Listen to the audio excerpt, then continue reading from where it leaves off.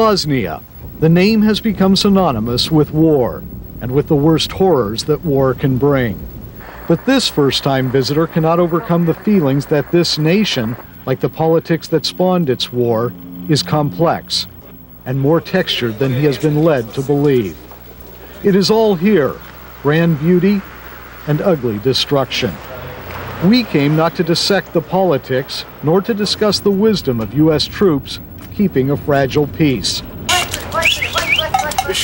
We came to see the people, to chronicle some small part of how war has affected their lives, and to see how life has changed now that the shelling and the shooting have stopped.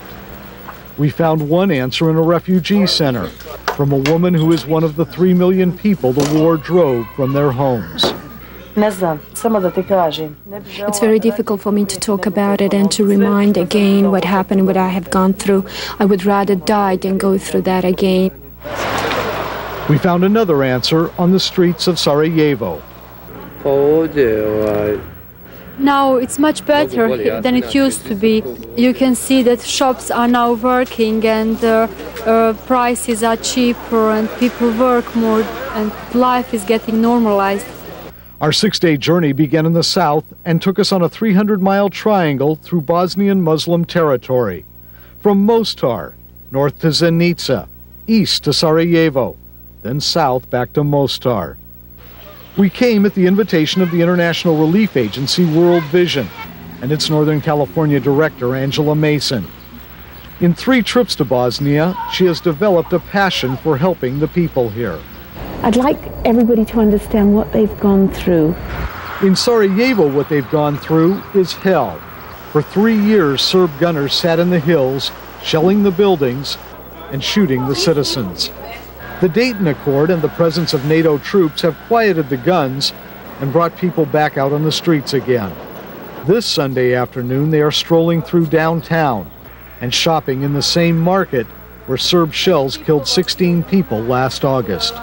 I've got the feeling that if we were born again, we couldn't believe it could be improved like this, because after we survived all those terrible things. You can notice food is much cheaper, also clothes is much cheaper, but people are still very sad, and they are not sure whether this peace will keep, Now the electricity is on almost all the time. People in Sarajevo have water in their flats every other day, and gas on the days they don't have water. The destruction is a constant reminder of the war. This pile of rubble sits in what used to be the Sarajevo Library. It was shelled so badly in 1992 that every one of the books burned. The wooden floors made the fire last for days. I don't know what to say. It's very hard. Very, very hard. People are full of doubt. They don't trust anybody. They doubt in a future life. Zenica lies in the heart of Bosnia. This former industrial city appears largely untouched by shelling, except for the steel mill, which once employed 23,000 and now sits silent. Zenica has absorbed an enormous flood of refugees. Some live in the back half of an elementary school. Others find shelter where they can. Even here, few are untouched by the war. A friend killed, a relative raped, a business lost. But even at the worst part of the war, the marketplace was fully stocked, offering Bosnian produce and meat and cheese to anyone who still had money. But 150 miles to the south, the ancient city of East Mostar is a shambles. For 3 years, the Croatian artillery bombarded East Mostar, destroying bridges, buildings, and homes that were centuries old. Gunners even destroyed the 400-year-old Mostar Bridge, a cultural link between the Muslims in the east and the Croats in the west. Today, a cable and board replacement traverses the gap. But all over Bosnia, there are signs of hope. A man rebuilds a wall in Mostar.